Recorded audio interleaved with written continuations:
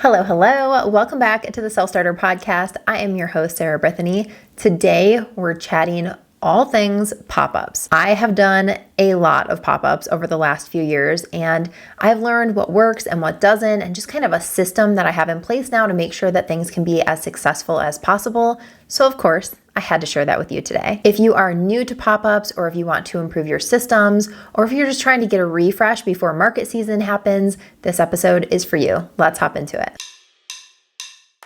Hello, and welcome to the Self Starter Podcast, where I'll be sharing the highs, the lows, and everything in between when it comes to building a product-based business.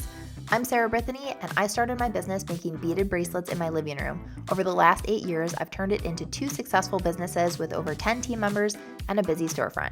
Needless to say, I've learned a lot along the way. This show is for no gatekeeping and no fluff. Just the lessons I've learned, the mistakes I've made, some funny stories I've gathered along the way, and the honest truths you need to hear. We'll talk about the big decisions, the moments no one can prepare you for, and those times you realize that it's worth all the sleepless nights. Think of me as your business big sister, here to cheer you on while you build a business that truly feels like you. If that sounds like what you need, you are in the right place. Let's get into it. A lot of the work for pop-ups happens long before the event starts. It's all in the prep. So first, we're going to talk about prepping for success. First of all is assessing the actual pop-up. Where is it? Who's the audience? What are they going to be shopping for? What is the vibe? This will help plan your products and market for the event accordingly. If you're doing an event for Mother's Day, for instance, you might want to bring some personalized items. If you're doing an event for couples, you might want things for both people. Obviously, we're not talking about changing your entire brand. We're just talking about shifting your offerings ever so slightly to work the best way possible for the audience that you will have in front of you. Once you've done that, it's time to prep your inventory. Obviously, you should bring all of your best sellers, but then on top of that, anything that you think would sell really well based on the product type that you did in the last step, and then go through your analytics or reports on the back end of your website if you have one, and this will give you a really good idea of what sales have been like at similar events. So if you've been to the same market the year before, if you've done an event, say it's a women's clothing boutique in a certain part of town, have you done an event in that same part of town or done an event at a similar store? You can look at how the analytics were for those events and then plan accordingly. This is also a great time to pack any add-ons that you want. We have low ticket items right by the register that people can add if they want to, obviously, but having those small little pieces that are giftable or that are just a low ticket item, that's an easy yes. Those are great to bring to pop-ups as well. Organize your setup ahead of time. I cannot tell you how many pop-ups we've been to that I wasn't quite sure how we would merchandise this one section, and I thought it'd be no big deal. We would get there, we'd figure it out, and let me tell you, it is a nightmare doing that. Because you think you have the right amount of items for that display and then you don't. Or you get there and you realize that this other product would be perfect to be on that display and you don't have that product with you. It is just not a great game to play. So now what we like to do, if we change our setup or if we have a different size setup or something like that, if anything changes, we take it all down to the basement and then we tape out the amount of space that we have on the floor in the basement and we literally do a mock setup. We put the tables where they're going to be, the chairs, any kind of shelving, and then any displays and products. So when we get to the event, we know exactly how it's going to be set up, where things go, and we're not wasting time trying to re-merchandise the whole thing. It's so much less stressful. You feel so much more prepared. And this is also a really great way to be able to send team members to events if you don't want to be the person going all the time. Make sure that everything is priced clearly, whether that is signage or individual pricing on the items. The less hoops that a customer has to jump through in order to make a purchase, the higher the chances are that they will actually make that purchase. It's awkward for somebody to ask you how much something costs, and then if it's not the price point that they're comfortable with or that they want to pay for that specific item, then they have to walk away. That feels much more awkward than picking something up, looking at the price, deciding against it, and putting it down. So people are not going to ask the price. So the majority of the time, somebody will just not bother asking the price and you would lose the sale.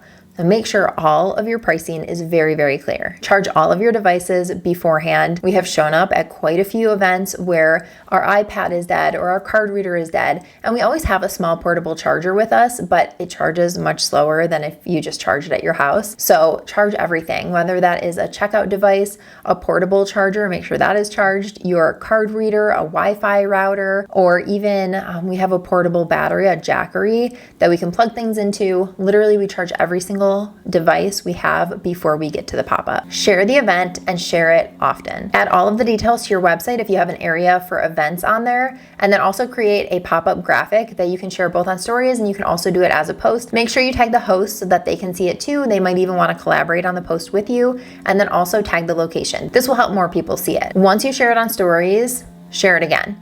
If you think that you're sharing it too much, share it more. It's only a small fraction of people that even see your stories to begin with. So if they don't see it in that one day that you post it, they will never even know about it. So continue to post it leading up to the event. You can even do a little countdown on Instagram, and if they click that, it will remind them about the event. So lots of ways to promote, but definitely promote and promote and promote some more, because the more people that see it, obviously the more people that will show up. Now that we have prepared everything physically and for our marketing, it's time to go to the actual event. One of the most important factors, I think, when it comes to making a sale and not making a sale is your attitude. Stand up, smile, greet people, say hello, be friendly, but don't be pushy.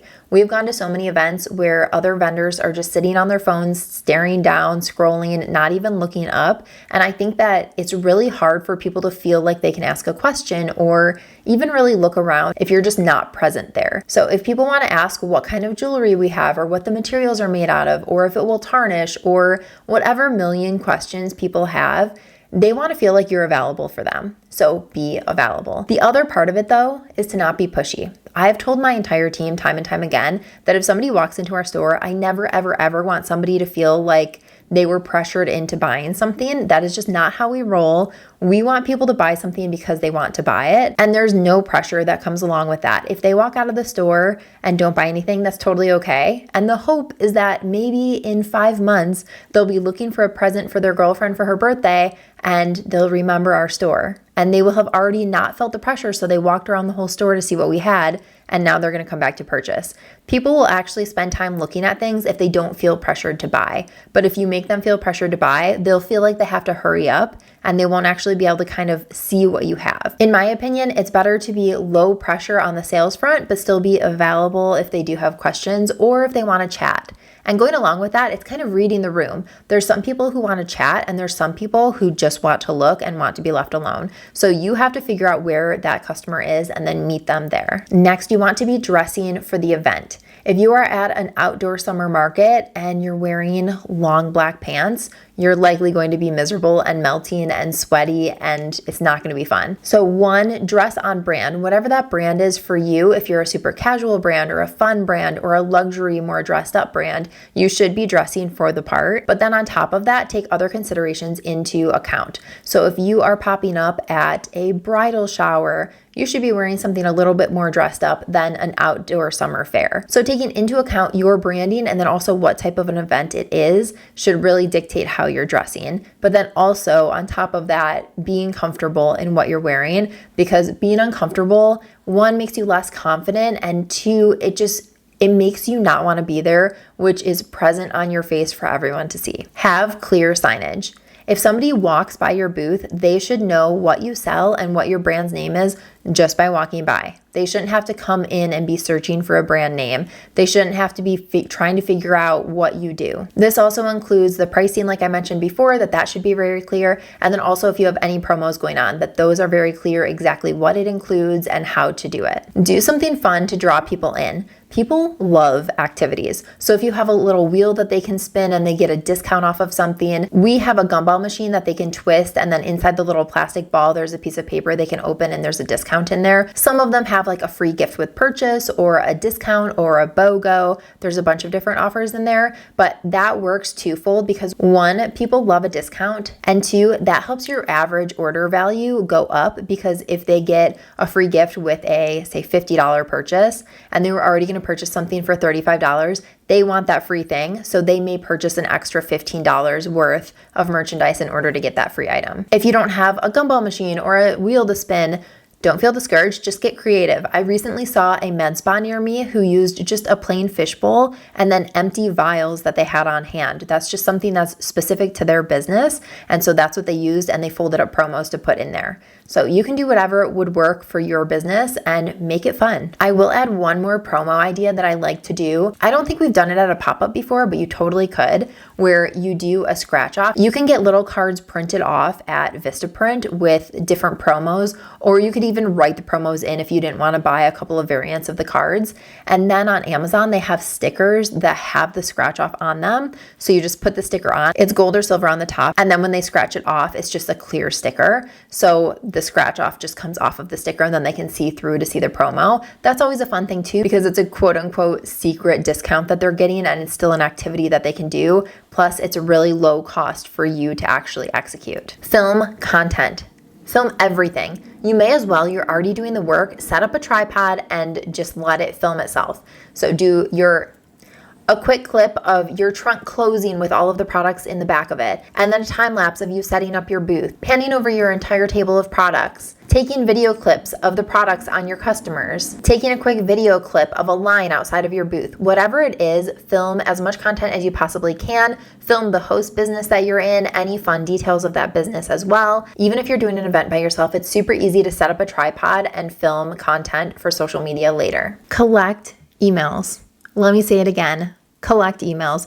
Pretty please collect emails while you are at an event. Even if somebody doesn't buy something from you that day, they may be interested in the future. So you can offer them a small discount in exchange for their email address and just add them to your list. That will help them get into your orbit even after they leave the event. This also goes for people who buy from you. We always ask people if they want to be added into our system. We have a rewards program, so they get signed up for that. Even if you don't have a rewards program, you can still do a discount off of a future purchase if you want to do that. One of the big shifts that I have seen from having a storefront now versus when we only did pop-ups is that at a pop-up, somebody will say, oh yeah, I got this cute bracelet at the Lululemon pop-up, as opposed to saying, I went to SB and I got this bracelet.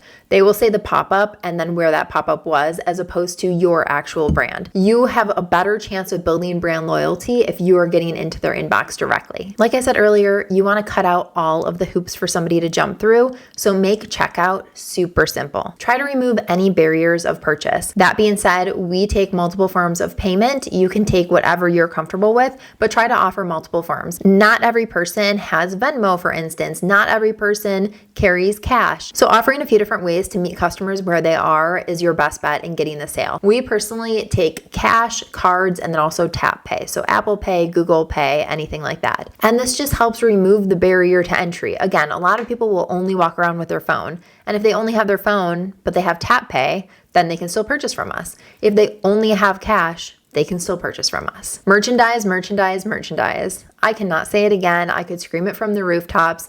The difference in booths, if you walk by somebody selling bracelets, if there's one person who just has a folding table and all of the bracelets laid out flat on a table versus somebody who has a beautiful tablecloth with a custom runner and different heights with different displays and all of the bracelets are organized by color or by type, the difference is insane. And you might not notice it right away. You might not be thinking like, I love merchandising, but it is objectively, aesthetically appealing to your eye when you walk by, even if you don't consciously know it. Customers like to look at pretty things. They like when things are organized in a way that they can understand. It's appealing to see things at different heights and different depths and different sizes, but then also have it merchandised in a way that makes sense. If you have a necklace bust with a necklace on it on display, the necklaces that are for sale should be right next to it or right behind it so that it's really easy for people to buy off of the display. Also, adding height onto your display adds a lot of interest as opposed to everything being kind of at the same height, the same exact thing.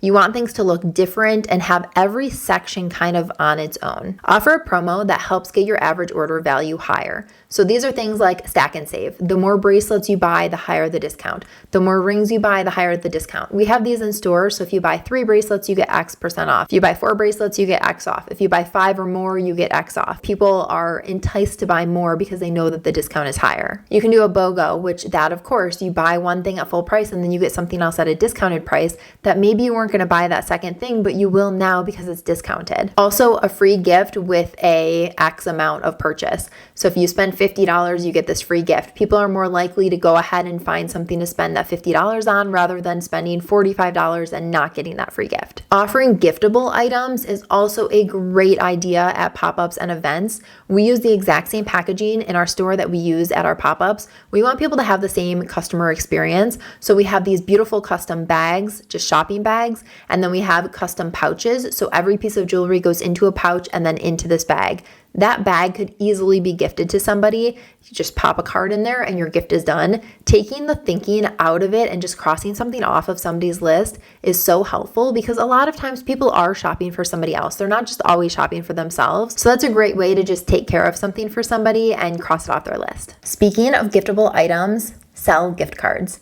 Gift cards are a great way to, one, get your revenue up for the day, and then also two, whoever that gift card is given to will then come back and shop with you, and maybe they will be exposed to your business for the first time. And then my last tip for the day of is don't forget to pack for yourself. Bring water. Hydration is incredibly important, especially for those really long days of pop-ups. And then bring snacks, bring layers. It might get colder or warmer depending on where you are and what time of year it is. And then also a portable charger just so that none of your devices die. Every single event is different, so pack accordingly depending on what type of an event it is. Okay, now that the event is over, you think the work is completely done, right? Absolutely not. Pretty please do not miss this part. I have 5 things on this list and they're super easy. After the event, first up, do a quick recap. You can put this anywhere. This can be a pad of paper that you have. It can be notes in your phone, but just take some quick notes while it's fresh in your head. What worked? What didn't? What was selling really well? What was resonating with people? What questions were people asking? Was there some big hiccup that you ran into that you need to troubleshoot now? Is there a promotion that people were really excited about? Whatever that is, just do a quick download after the fact so that it's really fresh in your head. And then that will give you key insights when it comes to making informed decisions in the future for what types of events to say yes to and what types of events you might want to pass on next time. Next, add people to your list. Anyone that you got their email address, if your system doesn't do it automatically, like ours for Shopify, we can automatically add people to our email list. If you don't have the capability to do that and you're manually taking email addresses, email them right away and add them into your list and get them into your flow so that they still remember who you are and then they're reminded and they can see more of you in your business. Use all of the information that you gather from events to plan better for your future events. You'll start to recognize which type of events are really good for you, which ones don't work out so well, what types of products sell better at events versus at a storefront if you have one, for instance. And you'll also be able to know exactly what you should tweak to be more successful next time. After an event, you should always go through and restock. If anything sold out or is low in inventory, make sure to get that stocked back up before you have another event. And this also includes any paper products that you have, whether it's business cards or like private party handouts, any kind of promo papers that you have, whatever that is, make sure that you are nice and stocked. Don't wait until you are packing for your next event to realize that you completely ran out of something and never reordered it. Lastly, post a recap on social media. Remember all that content you filmed at the event? Now is the time to put it to work. We absolutely love to create a reel after all of our events. Tag the business or the event that's hosting you as well as the location. This helps boost their business as well and helps solidify your relationship with them. Plus, it shows off your business and your products to get other people more excited to shop with you in the future. Lastly, don't forget that slow pop-ups are inevitable sometimes. It just happens, but don't give up because of it. Even when people don't purchase, you're still getting your name out there, you're meeting fellow business owners, and you're creating contacts for the future. Like I said earlier, you'll figure out over time which events work best for you and plan accordingly. You can only control what you can control. So go out there, do the best you can, have fun, and then adjust for next time. All right, we've talked about how to prep for your pop-up, how to be successful while you're there, and then also steps to take afterwards to help you in the future. Pop-ups can be a game changer for your business. Sure, it is great to have amazing sales days, but it's also amazing to get in front of other businesses, meet other business owners, get more eyes and brand recognition on your business for future customers, and to just have fun. If nothing else, you will learn something from every single one of them. I hope that this was a valuable episode for you and you are walking away with a few new tips. If you enjoyed this, I would love it if you left a review and then also subscribe to the podcast. It would mean the absolute world to me. All right, I will see you next time. Bye.